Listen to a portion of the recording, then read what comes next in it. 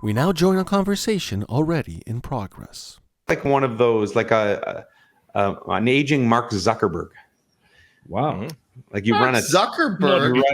You look like you run a big tech company in the San Fernando Valley. Right? That's why I have my master's shirt on. I was in the Berkman's Lounge. Yes. Mingling. And now you've got $100 million financing from some doing a lot of deals. Hedge fund, right? Exactly. As you launch your new app, which is a dating site for sugar daddies.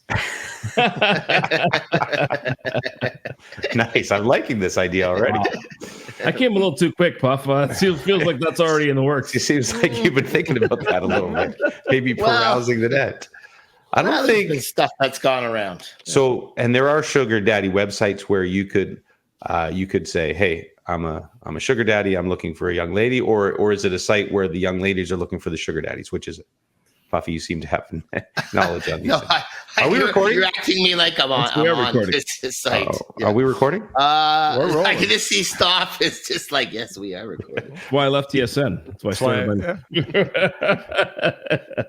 Sorry, you didn't answer the question. Answer the question. I don't. I actually don't. I would assume it's for both.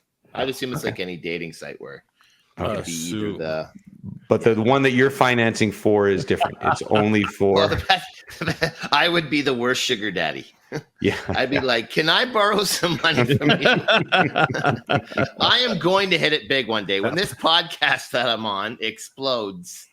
It's going to be nothing but that parlay last night didn't pan out quite as well as I thought it would. There was a show on one of those sites, one of those obscure streaming services, Stars. Okay, yeah, could be Stars. About a sugar daddy scenario. Basically, a young lady who entered into that world, and at the same time, she was entering into the business world on her own, and at some point the worlds collided, and it was a pretty good little series. It was called Girlfriend Experience. The Girlfriend Experience. Did you watch that one? I think I watched some of that. Yeah, it's pretty good. I got sucked into that in the afternoon one time. Season 2. Yeah, it's like most of those types of shows. You don't need to get to the ending. Oh, there was a season 2. Season 2. There's actually 4 seasons, if I'm not mistaken. Wait a second, though. Oh, wow. And I own all of them. I have Crave, everybody. Oh, starring the same girl? No, it's different stories, actually. Pretty good. Because I think I only saw the first season, which was the one girl, and then she's in the business, and then her boss, she has some sort of relationship with her boss, and then she exposes him, or vice versa, or something, right? Yep. Yeah. All of that. This is the podcast. Oh, hi everybody! Welcome to the Rubber Boots podcast. It's been a bit. How long has it been? I'm not sure. I believe we are on episode 17. Is this the season finale or the season premiere? Premiere. Is this our summer season? This is the summer season. Speaking of which, go ahead. Sorry. No, the summer is when 90210 was launched. I was just thinking we lost Brenda this week. Rest in peace, Shannon Doherty. That's a big part of Puffy and my upbringing. I can't remember if you two loved Beverly Hills the same way we did. I got to do it when Valerie showed up, and then also Kathleen. Oh Robertson. yes, Kathleen Robertson and Valerie was Tiffany Amber Thiessen. Well, yes. It's just Tiffany Thiessen now. Yes. She dropped the. I was going to say that show defined Puffies in my youth, but I think we were like 35. No, we were young still. 25, maybe. Yeah, okay. Yeah. You were but whatever. It was a great show. I can remember my buddy Mark Ward calling me saying, "Did you see this show 90210?" We're just such kids. It's like the best thing that ever happened. It was amazing. So I guess we start with a formal apology to all of our listeners. We didn't intend to go on hiatus for 2 months, but I don't know what happened. Stuff just got real. Edmonton went on a roll to the Cup final, and Copa happened, and Puffy and I were like traveling companions for a month, venturing all these cities. The Haktua girl happened. The president had his ear shot off. All sorts of stuff happened, and we couldn't do a podcast. So we're back, and I'm sorry. I guess we'll be. And I don't want to tease people that we're now going to do them all summer, because we probably won't. This is probably goodbye for a little bit, but we just didn't want to leave you hanging. Mhm. Right. we've done in the past. So first of all, before I get to Puffy and my travels, how are you two guys? Starting with Lester. See the new me? See how I've changed? Oh, that is so nice. Lester, Well, what have you been doing? You seem like you've been on the road a lot. I've That's the been on other the part of road. it. We tried to get podcasts before. Puffy and I went on the road, and you were always on the road. I was on the road for a fair bit. I was down in Ohio a couple of times, Michigan a couple of times. Just today came back from Missouri, Omaha, and Nebraska of all places. Playing. Omaha and is in Nebraska. So Omaha. I'm sorry, I meant Two Iowa. birds, one stone, Jimmy. I meant Iowa. Iowa. Sorry, Iowa. But anyway, it was great. It was great. Sorry, what Did you caucus in Iowa? Oh, I caucused. No, but it was great. The band's rolling. We're actually on the road two more times this month, and so yeah, it's good. Everything's great. Thank you. And Best crowd, best show of all your journey through Middle America.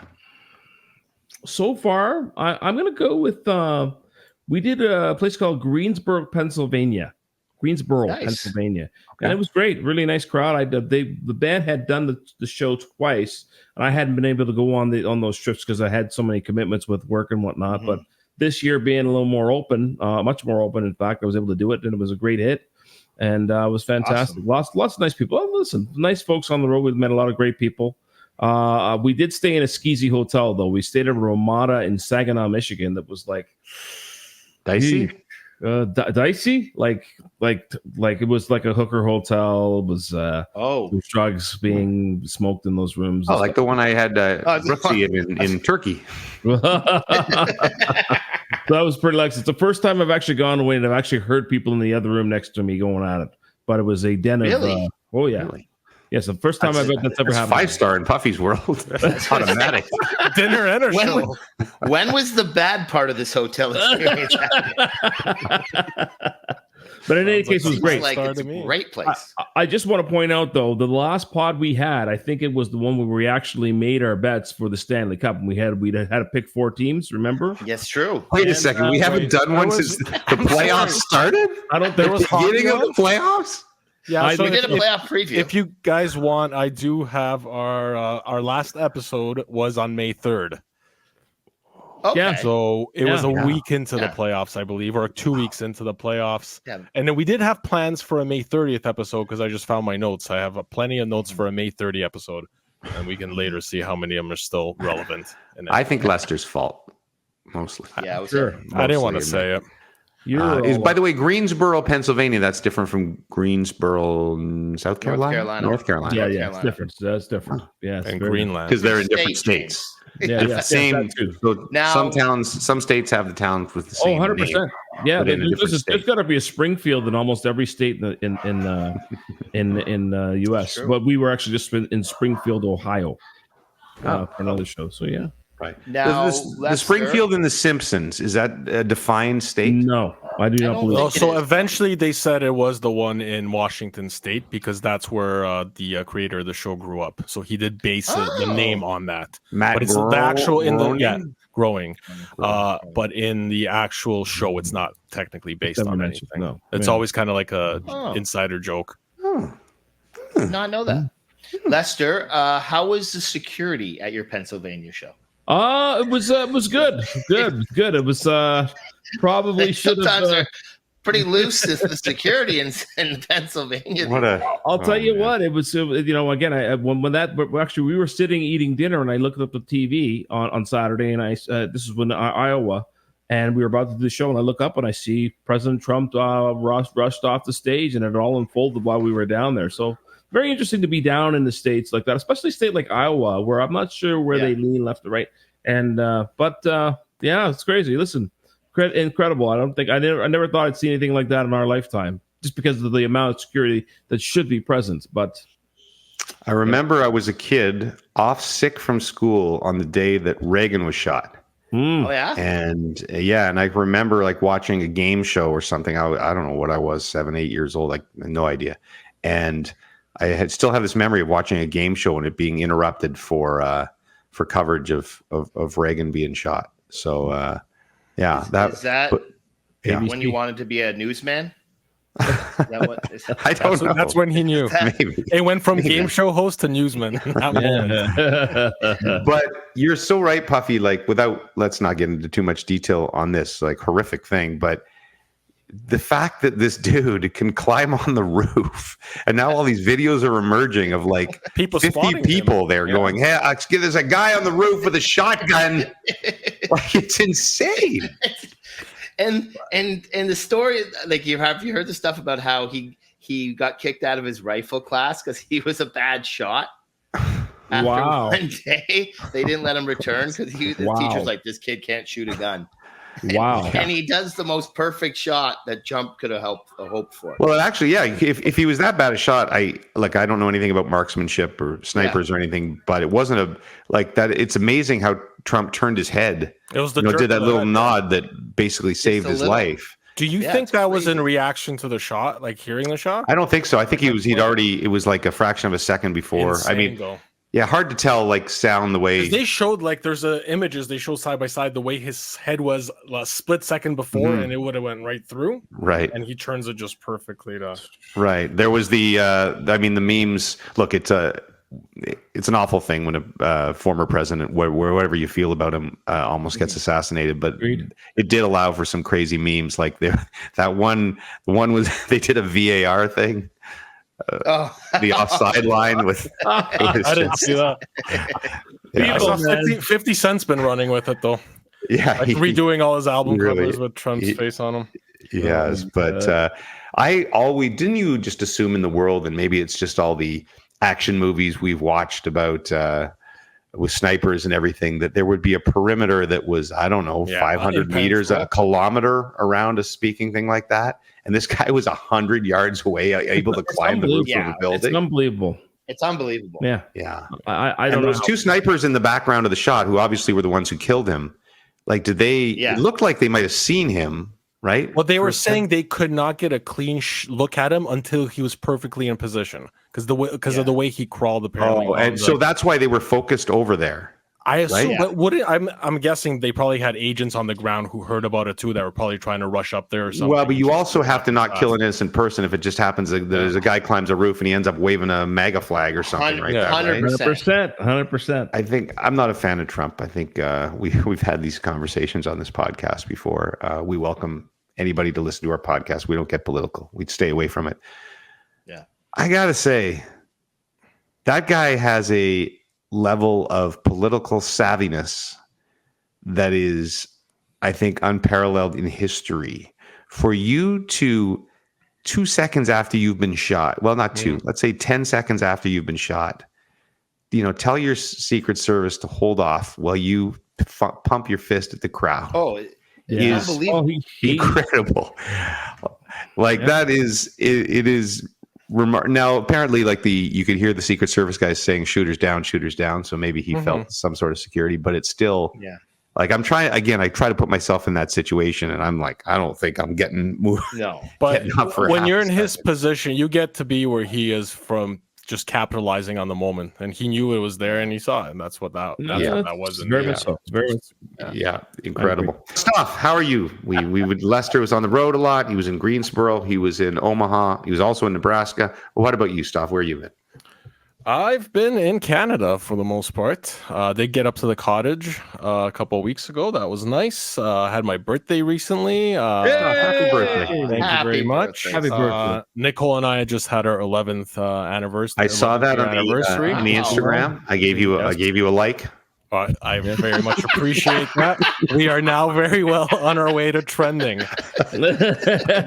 Jimmy's influential did you not throw out a heart emoji? I think I gave the heart emoji, maybe not the like. Yeah, maybe the heart emoji. I wasn't worthy of a comment. I just or did I comment? I think you did comment. Yeah. I see. I gave a comment. You wrote something like, "Look at you kids grow up." Usually, I save the comments. You have to put in it's like 25 years. Before you get a way to go. Wow. I got the discount. I got the half price. But you've been doing okay? Yeah, I've been doing all right. Did you get a new dog? Working. No, not yet. Not yet. Are you pondering a new dog? Oh, we're definitely I think we'll do it. It's just more of a when. Like, you got to train them after. And yeah, the first couple months, it's a little bit, If you get a new dog, I have 2 crates. I was going to give them away. I thought you were going to try to sell me one of yours. Oh no, I might be available to sell one to mine. that might be the prize this year on the Hugo. No, the crate. Wow. The crate. I can't get any golf clubs from. Sorry, the prize, the golf club. We're gonna. Sorry, I still owe apparently the winner of last year's 14 months ago. Yeah. We have not paid the prize, and that is Marcus McCarthy. Marcus McCarthy, yes. And we owe him a golf club. Would he take a dog crate? An apology. Would he take a dog crate? Because I'm trying to clean out the garage. I have 2 really good quality dog crates. And the clubs, I don't have anything going right now. Would he take a used? I think the used wedge might be worth more. It's used by you. Yeah. Yes. Right, Could you Marcus? possibly sign it? Sign it, frame it for him. I won't pay for the framing, but he could get it framed. So many options for Marcus McCarthy. Let us know, Marcus, and I promise we'll take care of you. Why? As Stoff said in his text to me, we got to get Marcus's prize. We don't want another bright-eyed Dougie situation. That's like a villain origin story. Throw back to season 2 or whatever the hell it was. Bright-eyed Dougie. Poor guy won a book, never heard from you. Villain origin story. It's like the Joker movie. Everything went wrong in Bright-eyed Dougie's life when no one laughed. The second he didn't get his book, it was over. Yeah. So did we? Okay, the hockey pool. Who won? Puff. I think Puffy. I don't know. I did. Why? Because he had Florida. Yeah, Florida, he had the winner. But you did like promise prizes to listeners and people who won each round. So, I don't know. There's so many bright-eyed Dougies out there right now. Did we really? So what do you mean? Did I'm people? Because people picked. Oh, because I remember on social teams. so many people showing their support for teams, and I remember thinking, wow, this has really gone viral. It's only because we promised prizes. Yeah, and they weren't even good prizes. You just promised something. So how did we decide to award the prizes? So whoever said that was the beauty of it. So out of people who picked Puffy's team, we would randomly select one to win a dog crate? Sure, yes. That seems about right. Okay. Should we do the draw right now? You can go back. Yes. You can go back and do you have all of them? Did you write all their names in a hat? Or we have to sit and listen to you write the names and put them in Kinder eggs like that one season? It was like an entire podcast with you. Sit through me doing everything. ripping papers up and put them in Kinder eggs. But Jimmy, that's a podcast. It was you and Puff in the final. You had Edmonton. Yeah, I sort of remember, but yeah, these guys honestly, were at the edge of their seats. It's all we could talk about. Wow! Like we were literally together when the cup was handed out, and I don't think it was. Were you Game 7 with me? Yeah, you were. Yes. I was Wow. We never even mentioned. Did the Panthers or Avalanche win the cup? Because in that case, Puffy won the pool. Oh, all right. Well, I came second. Okay, I'm going to on the podium randomly here on my screen. I'm just going to point to a name. Okay. That's a lot better than the Kinder Egg thing. Yes, it is. Puppies, and here we go. But why are we handing out more prizes when I don't even have any for the last guy who won 14 months ago? We have a prize now for C. Lovis 1-5. Brooksy was cleaning up the other day. She got a jar of coins on my desk. I'm going to give this jar of coins to the winner. Look at this, quarters in here. Wow. There's dimes. There's a couple of hair barrettes. All right. It's probably like $4 in here. All right. C. Lovis 15 is the winner. She also got a bag. C. Lovis, a bag of pennies. Thank you for believing in me, C. Loftus. Jimmy, it is going to cost more to mail those pennies than they are actually worth. Who won again? CeeLo Green? C-Love 15. C-Love 15. Can't even get it. Are we? Is it a stretch to think that 3/4 of the audience is even with us, that they didn't all leave us in the last 3 months? Well, I don't know. We'll have to see. If C. Lovis doesn't claim his prize, it will go to the next available person. Yeah. Right. Yeah. I mean, we know Arsenault's left because we're going out with him tonight. He's still around. Anybody else out there? Anybody else? Come meet us. Snake bites Pete. He'll still be around, right? Chewy Lou's still around. Yeah. Chewy Louie still around. Louis. I don't know if Ho is. Talk to us. Maybe we should do another round of where you're from. Summer, where you're from. Everybody who told us where you're from before, are you still from there? That's what we're going to change the segment. Are you still? Where are you still from? Where are you vacationing? Where are you going? That's a great one. Where are you going? That's It's a good one. I say it all the time when I'm driving here in Toronto. Where are you going? Let's do it. Let's answer. Let's do it ourselves. Our first round. Where are you going? Where are you going? Puff, where are you going this summer? Just the cottage? We're going to cottage, and then we're also going to Los Angeles. Los Angeles, California. Why? Yep.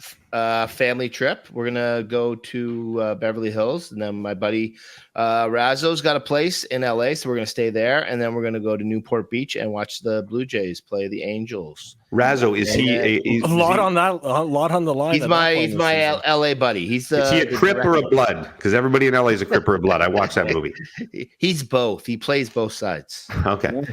Does he have a big mansion in the hills? He has a nice place in the hills, so that's where we're going to stay. Don't play any Drake out there, Puffy. I know. Apparently, it's not very well received these days. Oh, Drake's not big in LA? Well, it's Kendrick Lamar's territory, isn't it? Oh, that's his turf. We would have taught him about this in two podcasts ago. Jimmy, it's like you and Farhan Lalji.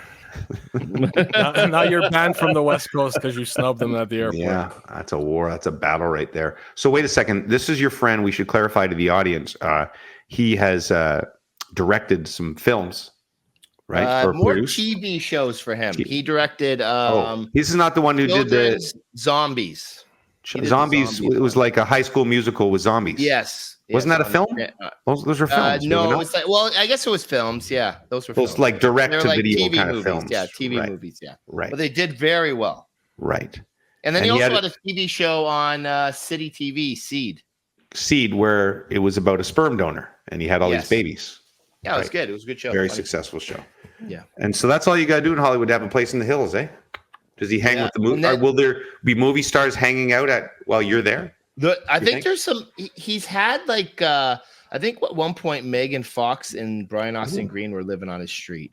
Oh, so you need to go for a lot of walks because that's how you run into the like. Yeah, there's a few like Hollywood couples I think that live in the neighborhood. Oh, interesting. So that'd be exciting if we met some famous people. Yeah, who would you be most excited to meet? Like a couple or just a person? Like Justin Bieber and Hailey Bieber. Would that excite you? No, because Justin Bieber's not that social these days. He likes to keep to himself. How about Sydney Sweeney? Oh, yes. And her boyfriend? No, actually, she just has a regular guy as a boyfriend. I want a power couple. Oh, Ben and Jen? J-Lo, they're split. They're done? They're done? Is it official? Well, Jimmy, it was over the Drake thing. he moved out. Seriously, I didn't know he moved out. Ben picked Kenny. Yeah, they did not last. Poor Ben. Like Ben never looked more miserable. Like those paparazzi videos. Sometimes. Oh, those are great. He just looks so unhappy in life. Ben. So angry. Like I just want to go home and watch the game. Now, having said that, paparazzi would get pretty old pretty fast. Jimmy, you would love the paparazzi. Yeah. Yeah. Now watch me hit this drive. So Stoff is good. Everything's okay. Yes. You're home. Lester's good. We've established that. Puffy, I know everything about. So Puffy and I, where have we been together over the past month together? Let's see. When we saw you guys last, May 3rd was the last podcast. All right. So that was when we were in the second round of the playoffs, maybe? Yeah. First round still? No, that would have been probably second round, May 2nd. Okay. Close to second. Well, actually, it was really late. It was probably first round still. Yeah, it probably was. Yeah, it probably was. Because Cup went crazy late. It's going to be that way for the next couple of years, unfortunately. Although, as our insider Pierre LeBrun reported recently, there is a movement afoot to speed things up and have the cup handed out. I believe the idea would be that the exhibition season would be cut to 4 games. Season would start maybe 10 days early, like, October 1st or whatever, instead of the 14th. And that the cup would be handed out sometime before June 10th, guaranteed every year, which means, you could get it June 3rd, June 2nd on a quick series, which is, let's face it, that's the way the world should be. Let me ask you guys this. How did it feel for you guys actually being there and traveling? Because for me, it just felt the Cup Finals lost a lot of momentum in between the games. I think the Edmonton, because you're there, it's different stuff. Like Edmonton was insane, right? And even the Florida fans are very passionate. So we were only in Edmonton, right? So where did we go first, Puffy? Did we go to Edmonton or did we go to Atlanta? I think we went to Edmonton first. Okay. Yeah. So we went to Edmonton for games 3 and 4. Yes. 4. Yes. Then we went to Atlanta. Then we went to Atlanta for Copa. So anyway, first we'll start in Edmonton. Yeah, it was crazy. Like you saw the fans there. Everybody was nutso. So you get into it there. And it was funny because I think I've probably said this on the pod before. You know, the way most of the media views things is they want it over with. Simply because you see things for selfish reasons that you just want to go home. People have been on the road for a long time and they want their summers to start or whatever. So when a team gets up 3-0, you kind of want the sweep to happen. But as soon as Edmonton won one game, I'm like, man, this would be an amazing story. Like I would love to see only the second comeback ever in a Stanley Cup final from 3-0. Yeah. So we were into it, I think. And it was really cool. But I remember saying at the time, I actually ran into Adam Henrique's brother in the hotel lobby when it was 3-1. So that would be before before they were leaving for game 5 or whatever. And I said, buddy, I'm all in on the Oilers right now, but if they lose in 7, they are dead to me. So I probably jinxed them right there because you don't want to go through a whole week and then have the same outcome, which has kind of happened. Like game 7 was kind of anticlimactic. Kudos to the Panthers. They played awesome. Really happy for them that they won a cup. Super happy for Luongo that he finally gets his name on a cup and deserving of it. But man, you had all this build up towards history, and then it kind of just the balloon burst in that last game. You know what? I felt. I mean, I was torn because obviously I would love to have seen Edmonton win the cup and bring the cup back to Canada after 31 years. But there was one reason. If there's one reason only that I wanted Florida not to choke, was because I love Paul Maurice. I mean, you guys were down there. You talked to him, and just his whole what he said when he first was presented with the opportunity to lift the cup and when he talked to his parents, all that stuff. That's what I love about that guy. And I didn't want this choke to be on his resume, Yeah, I think for all the Panthers, I always feel whenever I cover any event, I always feel worse for the losers than I do happy for the winners, right? Because the stuff that you put into a season like that and then to lose is just got to be the worst. And if the Panthers had lost this way, they would have never ever lived it down, and they never would have recovered. I don't know if you get past they would that. have been No. That's huge. I agree. Yeah. So Edmonton was pretty awesome for that game 6, Jimmy? Like, I don't know incredible. if I've been in a better crowd for a game. They were so loud. It was incredible. Pretty awesome. Yeah, I always have said people that my first trip to Edmonton in a Cup final 06, which was my first Cup final, was one of the loudest crowds I've ever seen in any sport. And I've maintained that all these years, and that one was even better. They were insane, the Oilers fans. And they were really awesome in game 4. Yeah. When they were down 0-3, a lot of fan bases, Toronto included, would not have brought the energy they did. Yeah, they did. It was pretty awesome. There's also an incredible jersey ratio. Like, I'm not one, like, I wouldn't wear a jersey to a game. I don't cheer for teams per se. But even if I went to, say, a Niners game on my own, just with friends, I wouldn't wear my Ronnie Lott jersey. But there must have been, you could count on, 2 hands the amount of people who didn't have jerseys on at that Oilers game, which is incredible, right? Yeah. And then we go to Atlanta for Copa, and that was a whole different scene because not only did I was saying this to Puffy, I think, as we were walking back from the stadium after that first Argentina-Canada game. I'd never been at a sporting event where everybody was wearing a jersey and they were all wearing the same jersey. Puffy, you said you saw one other one, like a Martinez or something. I saw one other one. I think I saw Di Maria. I did not see a non-Messi jersey in amongst 70,000 Argentinians wearing a jersey. And this was a religious experience, and not for us per se, but so we were staying at the Westin downtown Atlanta, and that's where the Argentinians team was staying. Obviously, we didn't interact with them. They block off a few floors. They have different entrances and exits than us. So I never saw Messi, whatever. But there were a few thousand people around that hotel, basically 24 hours, just trying to get a glance of him getting on a bus, off a bus, whatever. I was in the lobby one time, and also everybody, all the Argentinian fans, the whole hotel was Argentinian fans. If it wasn't the team, basically it was us, the TSN crew, and like thousands of Argentinians staying in this giant hotel.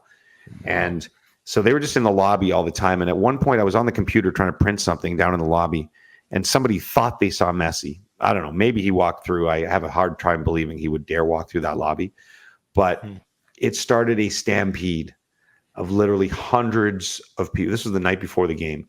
Hundreds of people running to this one part of the lobby and like pushing each other out of the way. It was insane. And I've never seen, I think it was different for the semifinal game we were at in New Jersey, where it was more like Argentinian fans, dancing. This was in Atlanta. It felt like all these people had come just to see Messi. It wasn't really about seeing Argentina. It was like a what's the religious experience, like a Mecca or whatever, where they do like a journey to all of them just came to, like a pilgrimage to see Messi. Exactly. And it was, this guy is a god on a level that I've never seen in sport, like, or at least as far as sport fan bases. I've never seen a fan base worship a person and treat him like a god the way that those fans do. It was I never seen he's way beyond like a Michael Jordan and like those guys are super famous and incredibly popular around the world. But this is and I don't think even Ronaldo is at this level. No. Even though I know in Portugal he's like, this is like, it's they worship the guy. I would say, and even like somebody was saying, even the guys on the team have his tattoo on their bodies. Well, he's an idol in his own country for sure. Like it's 100%. Crazy. But he's got worldwide appeal and probably a little bit more than Ronaldo. And I would say there's probably three guys that are soccer guys: Pele, Brazil, and then also of Argentina, Maradona. Right? Maradona. Those are two guys. I think Messi's outdone Maradona now. Yeah, so 100% popularity, 100%. And quite frankly, winning, right? Well, and and a much more likable person too. And he is. Maradona, well, look at I don't know if you guys watched the trophy celebration from Copa, this one, but they were about to give him the trophy, and he brings up Di Maria and who was the other one, Bob? Fuco? No, one of the others, the other senior guy on the team, and that was pretty cool of him. It was the whole experience, particularly in New Jersey, where we were kind of right in the crowd where our set was for the semifinal game, and they were just singing and dancing the entire time. And you'd lose it sometime. We wear these noise canceling headphones, which are amazing. The only way you can hear in a setting, and you can still barely hear, but we have these sort of fit plastic headphones that supposed to cancel everything around you. You couldn't do a show without it. No. And I would have them in the whole game and forget sometimes. And when I'd pull them out, how deafening it was inside the stadium. And just the fact that Canada was in that. I mean, I said it on TV numerous times, and people that aren't football fans totally understand. They don't get it, but it's people that have been through, Canada being this obscure nation basically forever in football. And suddenly they're playing Argentina in the semis of this tournament. And it was so incredibly cool, chaotic, and a huge accomplishment. I think because they didn't win third or whatnot, people don't look at it as much. To finish fourth in this tournament for this team is an incredible accomplishment. This is one of the most difficult tournaments to win, period. Like the level of the adversity they face, like not getting calls and crowds against them. Although to be fair, that is part of Copa America too, though. Yeah, actually, the ref in the last game in the bronze medal game was very fair. He was probably the fairest of them all. I think the fairest of them all. I sound like he's a princess. The fairest of them all. But I thought he refed a really good game. But it was it was sad the way they gave it up. But you're right. I don't think in the end, third or fourth probably matters that much for what they did. Not too big a difference. I thought they earned that third place, to be honest with you. In that game, it was just that one lapse at the end cost them. With the kick you're talking about, or no, I'm talking about letting Suarez walk in. Yeah, they just how you don't have everybody back in a situation like that was and that's the immaturity and stuff But anyway, it was. I will say this, just one quick thing here. They would really benefit from playing competition like this a lot more often. 100%. Oh, well, this is the problem they're going to have for World Cup now is there's nothing. And so I have a radical idea. Okay, let's go. Probably, I think over a decade ago now, Australia made the move from the Oceanic to the Asian Conference. Okay, so you want to? I want Canada to swap out with Bolivia. Nice. So Bolivia plays in CONCACAF. Yeah, and Canada moves over and plays 100% South America. Well, I'm sure you guys talked about this, but I mean, the amount of like Canada, honestly, I felt they could have beaten Argentina if they capitalized on their chances. They just couldn't bury. I mean, throughout the course of the tournament, I think if they even capitalized on half of their chances, they would have been in a different place. I feel anyway.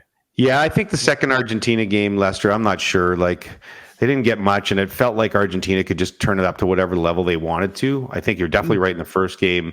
And through the rest of the tournament, to Lester's point, they could have probably had a goal somewhere within that game as well. Yeah. Maybe that changes the tide a little bit, but yeah, for sure. I think they played well against the level of competition they had. Absolutely, it was certainly for sure. There was it was just a cool experience, and I got to say publicly, the guys, Luke Wildman, Stephen Caldwell, and Kevin Kilban, and Atiba, like, especially those first three, doing basically every game of Euro and then doing the Copa stuff was like, we did a bit on Free Agent Frenzy, another thing that's happened between podcasts. I forgot about that. But we did a bit where I ran into the wrong studio basically, and Kevin and Steven are sitting there, and I say wrong studio. I say, guys, we got to fill 6 hours. We're going to talk about Stamkos or whatever. And then I realize it's them, and I go, wrong studio, and I go running out. And Steven goes, 6 hours? We do that every day. And it's the old Simpsons line. It's funny because it's true. Like, they really did. They did marathons every day, basically, for a month. And the other thing, and Puffy can attest to this, I don't know that Canadians appreciate how big names these guys are in their world. Like Kilban, we went to a couple of Irish pubs, one in Atlanta and we went to Manhattan one night when we were in New Jersey. And you go to an Irish pub anywhere, and Kevin Kilban is a freaking legend. It's like Michael Jordan walked into the pub, right? Yeah. Because I don't know how many caps did he have? 110 caps, I think, for Ireland. Yeah. He's the Messi of Ireland. Okay. The maritime Messi, the Irish Messi. But like, people go gaga, and like young people, like there was a couple of young guys, like 20 years old. They're like, Kevin, can we get a photo? Yeah. And and you know, Caldwell's the same, popular everywhere. And walking through Atlanta with Atiba, like, people that aren't diehard football fans don't know, like, you know, Atiba just was the captain of Canada, but obviously played pretty high level in Europe, but not like the highest level. And we got stopped, but Champions Leagues and stuff, 10 times by fans to take pictures with Atiba. Amazing. So yeah, it was really cool. I think the story we probably told on this pod, but it's been years ago, so I'll repeat it. At the World Cup, after the Croatia game, we all went out, and there was an Irish pub in one of the hotels that we went to. So there's maybe 10 or 12 of us, and we show up at this Irish pub, and it was jammed.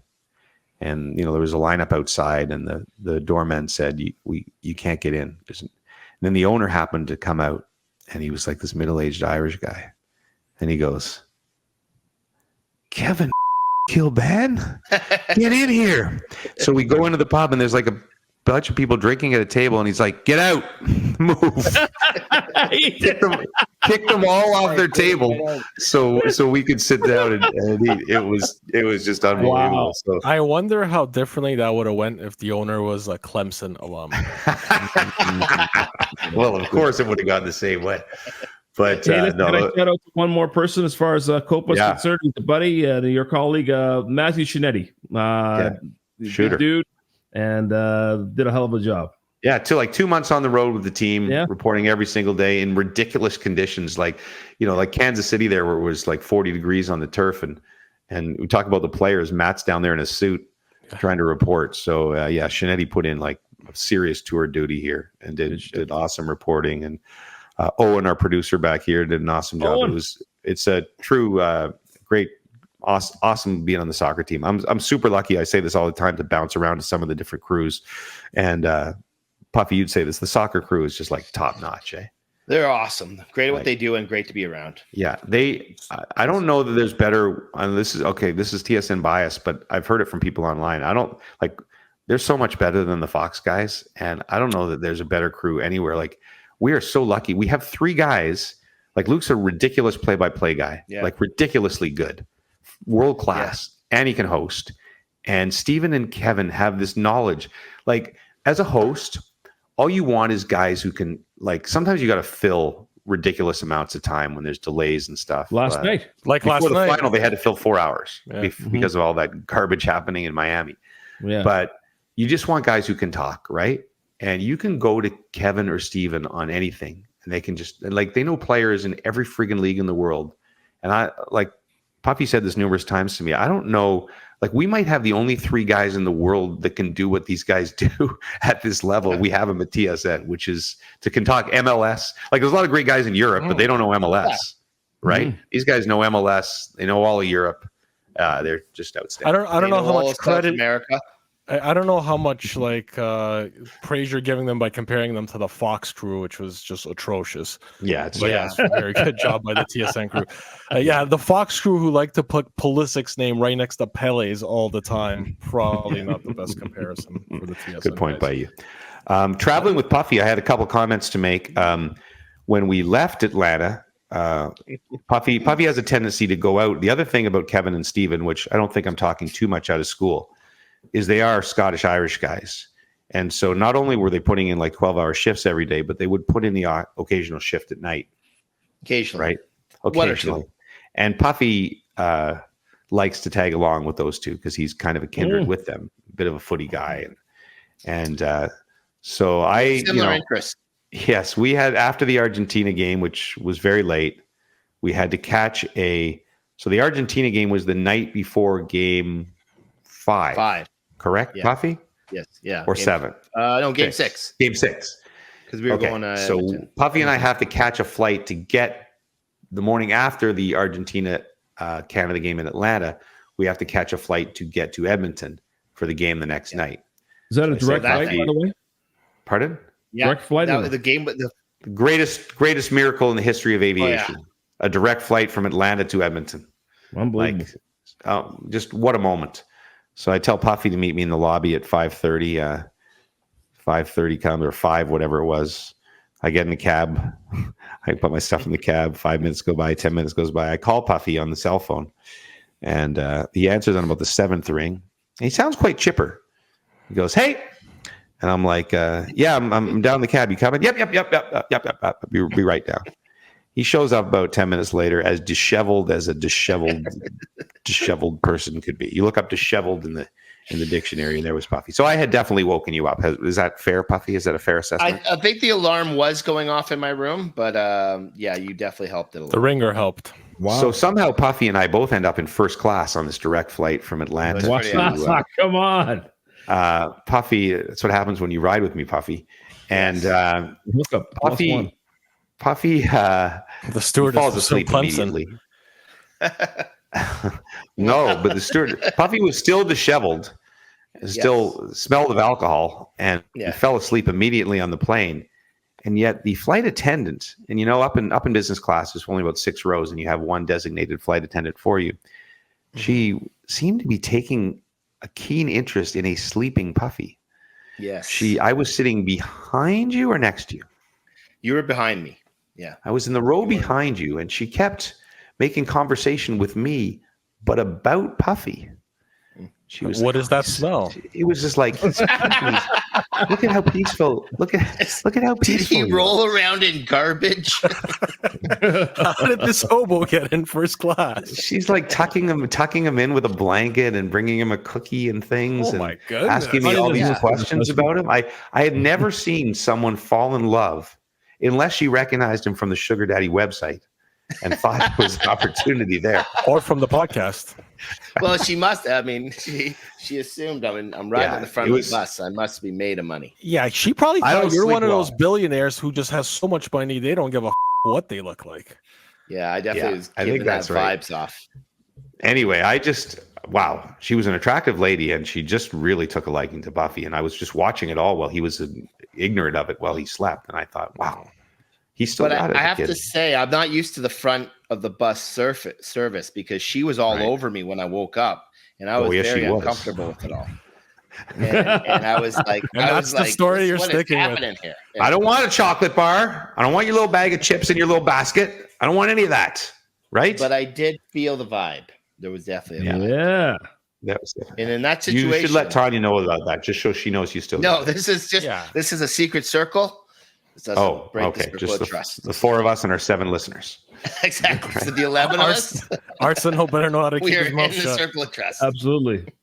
Odd situation in Edmonton, where Puffy's wife Tanya was in Edmonton, but staying in a different hotel than Puffy. Yes. Awkward. Swinging. Very strange. Yeah, I did make a sleepover one night. Oh, did you? Yes. Oh. And then is it a walk of shame when you're leaving your wife's hotel room to walk to your hotel room? It didn't feel a walk of shame-ish. That's pretty cool, though. So who stays? Yeah, it was fun to have her out there. Who looks after the kids? Stay by themselves now. No, grandma had them. They're getting close to it. Puffy hadn't thought of it till now.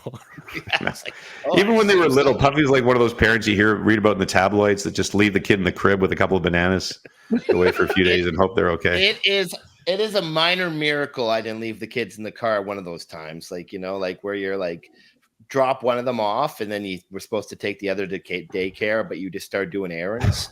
I would have been primed to do that when they were little because they didn't talk back then. Yeah. No. I think I've told you guys before. I confessed I did it once, and it wasn't summer.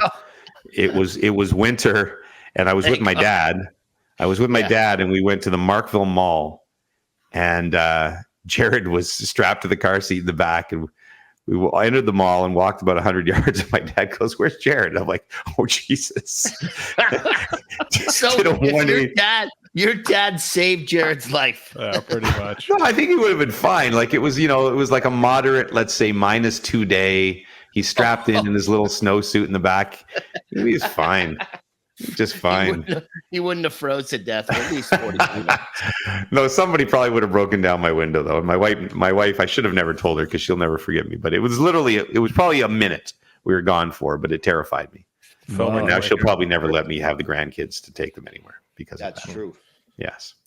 We got to travel with Dregs too, which was not fun because he's a infant juvenile as a human being. Like we were on the same floor. Mike Lane, another guy, did a great job as our hockey producer in the playoffs. What Dregs will do, he's been doing this ever since I've worked with him, is he just does those infantile things that you did when you were like a junior hockey player where you put a leaner on the door. You know that deal is where you fill a bucket of water and you lean it on the door. So as soon as you open your hotel room door, it falls in your door, a leaner. In Mike Lane's case, he Vaselined, I think, Mike Lane's door. Yeah. Oh, interesting. He had Vaseline at the ready. Yeah, interesting. Very interesting. Maybe Lane also, because the problem with that, you leave with a suit, and your first instinct when you grab your door with Vaseline is to wipe your hand all over your suit. So later ruined the suit too. So, and then we went to Lauderdale, and Frankie and I, after we did a hit on the beach, Frankie Corrado said we're going to go for a swim. And like 2 hours later in my inbox, there's photos because this creeper is in his hotel window shooting us frolicking in the waves. Thinking it's hilarious that 2 grown men are frolicking in the waves together. Oh, God. So yes, he did. Don't travel with Darren Drager ever. I tell you, the Lauderdale was cool because there's what's that famous bar called? The Elbow Room? The Elbow Room, yeah. Yeah. The night before Game 7 of the Stanley Cup Final, basically everyone involved in the Stanley Cup Final except the players were at the Elbow Room. Like it is like the one place everybody goes in Lauderdale. So you have their, like all the families. Connor McDavid's family was there. All the nurses were there. All the brothers and sisters and parents of players. The Spit and Chicklets guys were there. Our crew was there. Edmonton girl there? You know who wasn't there? I didn't Unsung see David hero. Amber. Where was DA? I never saw David him. Amber. I think night before he's too Mr. Professional to go there. Bieksa was there, was he not? Yeah, I didn't see him either. Did you? By the way, speaking of Edmonton girl, did you see the two Argentina girls last night? Yes, Did that come across your social media feed? I did. They had spray painted. They just did the. Oh, I've seen this. They lifted the top, but they just had spray paint in some particular places. But that's risky in that crowd. Yeah, so there we are. They had to crawl through vents after, possibly. So I know. Did you see that? What a show! I tell you what, would you guys do that hoping to get into a venue got sold out? No. But these people, like I said, it's a different level in Colombia and Argentina or whatever. Do you think any of them had schematics to the building? No, they were just. How do you know that you're going to operation? Yeah, how do you know that the vent is going to end up getting you into exactly. the? Yeah, I don't know. The best is there's probably about 15 people still in that vent. Welcome to Miami's sewage system. Oh my god, it's surreal. But Copa did FIFA a big favor because, I think we, both Canada and the States have got to be way more prepared for the insanity that's going to be. 100%. I'm trying to wrap my head around what it's going to be like in Toronto and Vancouver. Is it going to be all Canadian fans there? Or let's say Canada is playing a South American team like Colombia. Are 30,000 Colombian fans going to make their way to Vancouver or Toronto? We better not be, because we better be getting a better draw than Colombia in the first round. I want Well, what is Colombia ranked in the world? You could, because you're going to get. You're going to get a higher rank. You're going to get You're going to get a 12 to 24 in your group. And you're going to get a 24 to 36, and you're going to get a 36 to 48 in your group. Oh, God. Right? So it's not like Canada's in a great position because they're going to be in the top pod, but that doesn't guarantee 3 teams can advance, so it's easier that So way. they got a really good after this performance, you've got to think they got a really good chance, but that doesn't mean 12 to 24 is going to be a really good team, and 24 to 36 is going to be not a bad team, right? Look, even with 12 groups there, you're going to have a group of death. Like Morocco, what was Morocco ranked going into World Cup? They were probably 28th or I think they were ranked 30th. Pretty good. Yeah, they were ranked pretty but they were good. They were a good side, right? They were really good. Yeah, some people did think they were going to be good. Mm-hmm. Anyway, that's going to be so fun. 26 is going to be freaking awesome. It's going to be pretty cool. People can get to the games here. Can I shout out to my boy Alistair Johnston, who I've talked about on the pod, from Aurora, grew up a few streets away, and amazing. He was probably the most consistent player in the entire tournament for Canada. I think he played most until the end of the last game, right? He played every minute until he got subbed off. Played every minute and came out with 30, which honestly was Jesse Marsh did an incredible job, but that was a weird sub for me. And I don't know if Alistair's on the field if that last goal happens. Because that's potentially yeah. So that was a weird sub, but man, that guy was just a friggin' rock. Oh, he's been a rock for Celtic too. He's been he's great. He's been doing damage over there. Awesome. He will be on the panel as soon as he retires, because that guy can talk. And I would call him the night before every game, and he never gives me any real dirt because he's too nice a guy. So, and he loves all his teammates. So it's not like I'm getting any, real detailed stuff from the dressing room, but he's so kind in giving him his time to tell me what was going on and what they think about the opposition and so on and so forth. So Aurora boy. Awesome. And then you would give him the pep talk. Yeah, and I would say, look it, buddy, you do this for Jimmy. And when you score a penalty, you look up at me. Former Gloucester Hornet, Jimmy. By the way, great story, which I think you guys may have heard on the air. The penalties and the victory over Venezuela, which is one of the greatest moments in Canadian men's soccer history. There you go. Good job, Jimmy. Good job. So I don't know if you heard the story that Jesse Marsh did a practice and he made them put $100 on the line. I don't think this part of it's been public. Luke might have said he put some money on the line. They made them put up $100, and he wanted to get them a little bit nervous about it, right, and get a little bit of pressure. So Kone, whatever he liked about Kone, he decides Kone is going to be one of his 5 shooters. So then the day before the game against Venezuela, at the end of practice, he says, I'm going to do this one more time and have you guys shoot again. and maybe only 8 of them or something like. And Kone said, "I don't want to shoot, coach." And he's like, "Why? I want you to shoot." And he says, "I don't want to shoot, coach." And so he took him off his list, took him off his 5, because Jesse's like, "This is weird." So they get to the 5, and it's even after 5, and Alistair's supposed to be the sixth shooter, and they're back in the line there. And I guess this is all happening while the Venezuelan player, the 6th Venezuelan player, is shooting. Mm-hmm. And Jonathan David says to Kone, "You got to shoot. You want to shoot?" Kone says, "Yeah, I'll shoot." And Derek Cornelius is next to them, and so Alistair's about ready to go shoot, and Cornelius goes, I think Kone's going to shoot." And Alistair goes, "Oh, coach told me to shoot." He's like, "I think Kone wants to shoot." So Alistair walks over and goes, "Bro, do you want to shoot?" Like, he goes, "Look, don't put this pressure on yourself. I'm a more senior guy here. I will shoot, but if you want to shoot, go for it." Kone says, "I want to shoot," and goes up and calmly puts in one of the most famous moments in Canadian men's soccer history. Yeah. Now the real question is, who won the $100? Yeah, that's a good point. No question. It's to those players, that's life and death. Yeah, well, some of those guys, it probably is. Anyway, enough soccer talk, but it was an awesome experience, and yeah. Summer so now soccer. Now it's summer. That's it. Summer has started, so it's golf time. Jimmy Summer Adventures will start. God knows around the corner. Oh, we didn't finish. We didn't finish. Where are you going?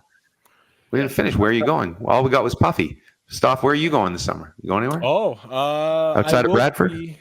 I'll be going up to the cottage for a week. You're going to Joey's tonight to meet me and Lester and yes, I am. Puffy and Andrew Arsenault.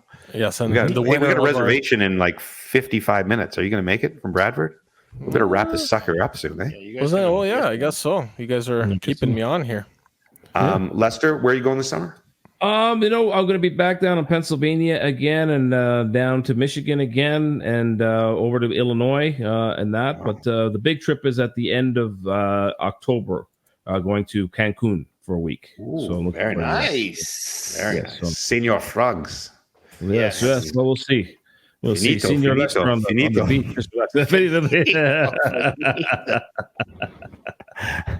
That's it. Yeah. Say hi to him for me, please, Remy. Hey, that was a flight attendant. I wonder if it was the same one that took a liking to Puffy. Yeah. She was younger then.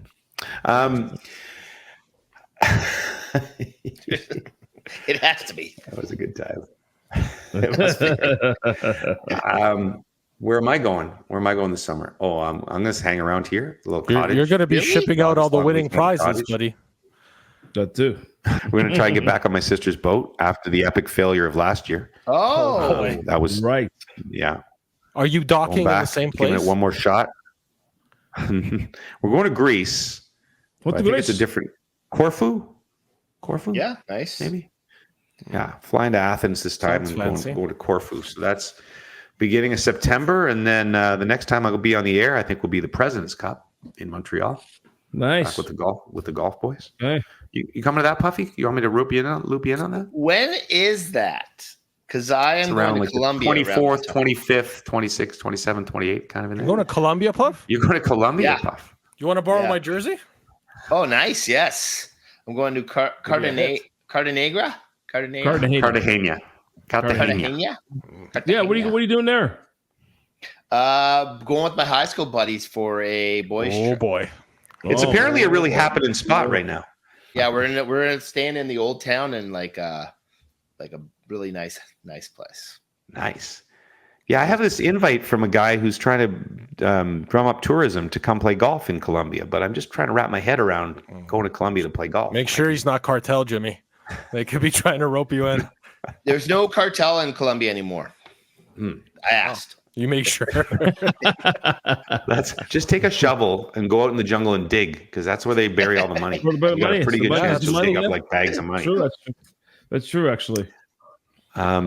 Yeah, well, we got to go, I guess, because we got to make this. We got to make this resi. They're going to give our apologies again to everybody for a couple months off. We'll try and figure out how to. We're going to try and come back in the fall, right?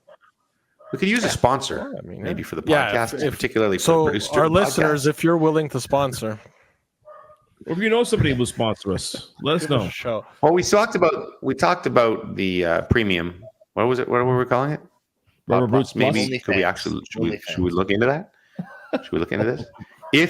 How about the normal listeners will only get one pod every 3 months? Hold on one second. Right now, Normals. Could we do OnlyFans? Yeah, for sure. Like it's They take regular content. like they our own. they do. So like our very own, but the page would be like for all four of us. So like I show 8 feet. Oh, I forgot to talk about the most controversial moment of the last 2 months. Oh, I suppose I should talk about that before we leave. I posted a photo in my hotel room in Atlanta. Oh, when you had sex with that maintenance worker. Yes, exactly. I did not have sex with the maintenance worker. You did. It was a sugar daddy relationship.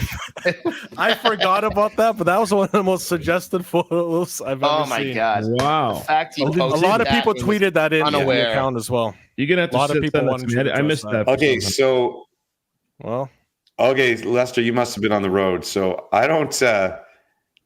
I try to avoid going viral at all costs. I try to keep a low profile. This was by far the most whatever tweet. I don't know what the word what do you say? Salacious. Viral, like salacious, whatever. I'm trying to go back and find it because it had some. Jamie McClendon pointed out to me and sent me a screenshot that it had. Okay, I'm gonna find it here. Sorry, guys. I'm almost there. I promise. Okay, here it is.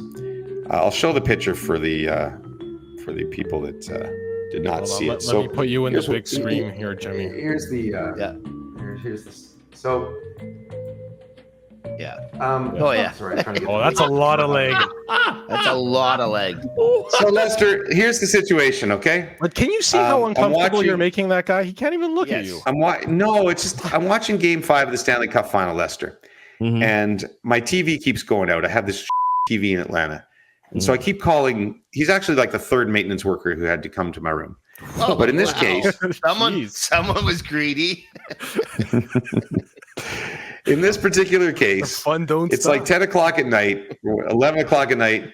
This guy's fixing my TV, and he's a recent immigrant from, I believe, India. I can't remember. And he has never seen a hockey game before. And so I'm explaining to him that's the Stanley Cup Final, and there's Connor McDavid. And he starts getting into it. Like, he's like, "Whoa, this is amazing." And I'm like, "This is a really cool moment." Right? So you took your pants off. I'm like, dude, you want to stay and watch the last 5 minutes? You can. Like, I'm trying to be a nice guy. And he says, okay. So he's standing there watching the game. I was standing next to him most of the time, wearing shorts and socks, which some people think is weird. I don't know why. I'd been out at the gym or something. And so, but he's standing there for the last 5 minutes. So at some point, it's a small room. I sit down on my bed, and then I'm like, you know what? This is such a nice story. This man who's never seen a hockey game before falling in love with our game. And so I say, "Hey, buddy, can I take a picture of you and just post it?" And he's like, "Sure." So I take a picture innocently and I post it right away on my X. And then I just put my phone down. Game ends, he leaves, and I start getting ready for bed. I come pick up my phone and I'm like, "Oh shit." I didn't even realize my leg was in the shot. But even so, I didn't think. Like, I was being hopeful. This tweet has 62,000 likes, 3 million views. And how many times has it been reported? And I had the list of texts I had from my buddies who were I went off the tweet already. I shouldn't have. Oh, here we go. I'm trying to read some of there was a lot of like Penthouse Forum. I never thought this would happen to me. There was a lot of like people making porn jokes. Like, I usually skip this part, fast forward through this part. That's pretty good. I know you've probably heard these stories 1,000 times, but believe me, this one's actually true. What if they make an adult film later, Jimmy, that starts off with a guy fixing a TV during the it actually literally is every adult film is the guy fixing the TV, which I didn't. Or the pizza delivery guy. Anyway, so I deserved all of it, and it was pretty darn funny. Terrific. Yeah. So my bad. Okay. So yeah, we got to go. And Arsenal's sitting at a table alone, guys. Yeah. And we'll be back in the fall. If you know any sponsors that want to sponsor our fine podcast, like we've probably done the opposite of soliciting sponsors in the past, but maybe it's time. And we need prizes. We need prizes for our listeners because we need value. I found another message from a listener who's claiming you promised them a sweatshirt. Oh, Jesus Christ. Oh God. Hey boys, before you go, Shea Weber. Oh yes, baby. You nailed it, brother. There you go. The Tim Hortons big break for Tim's. Tim should pull that back for sure. They should have. That was a big mistake. They should have you and Weber in there. Well, I've seen people tweeting it out though. That was pretty cool. Yeah, that's pretty. Are we eating at Joey's? Yeah, we're eating at Joey's. We're eating food too. Yeah, it was good food. Perfect. No, but so this is like okay. Because what I was starting to say was the premium guys would get episodes every week, and the non-premium people would just get one every 3 months, like this. Yeah, I was going to ask who would record those episodes every week. That's a good point. Anyway, have a great summer, everybody. We'll be back with all of our summer adventures. Don't forget to write in where you going. Our hot new segment. Yeah. Where you going? Or by then it'll be where did you go? All right. So where are you going? And then where you been? Where you been? Or where are you still from? That's another one you can write in if you want. Right. And have an awesome summer, and we'll see you in the fall in the Rubber Boots Podcast. Hey, how are you? I got a question that I really want to ask you. Wait, don't hang up. I need to know, so I'm gonna try and push my luck. Are you wearing your rubber boots tonight? Are they purple, yellow, green, blue, black, or white? Are you wearing your rubber boots tonight? And do you like the dunk tank at the fair? I know it's a little strange, my obsession with your choice of footwear in the rain. I know that you're on TV, but I need you to put your boots up on the desk for me. Are you wearing your rubber boots tonight? Are they purple, yellow, green, blue, black, or white? Are you wearing your rubber boots tonight? And do you like the dunk tank at the fair? This is the part they call the bridge. A bridge has water under it. With rubber boots you can wade in the water. Just don't fall in. Are you wearing your rubber boots tonight? Are they purple, yellow, green, blue, black, or white? Are you wearing your rubber boots tonight? And do you like a dunk tank at the fair? Do you like the dunk tank at the fair? The dunk tank at the fair. Are you wearing your rubber boots tonight? No, seriously. Are you wearing your rubber boots? Don't hang up, please. Somebody. Hey? Anyone?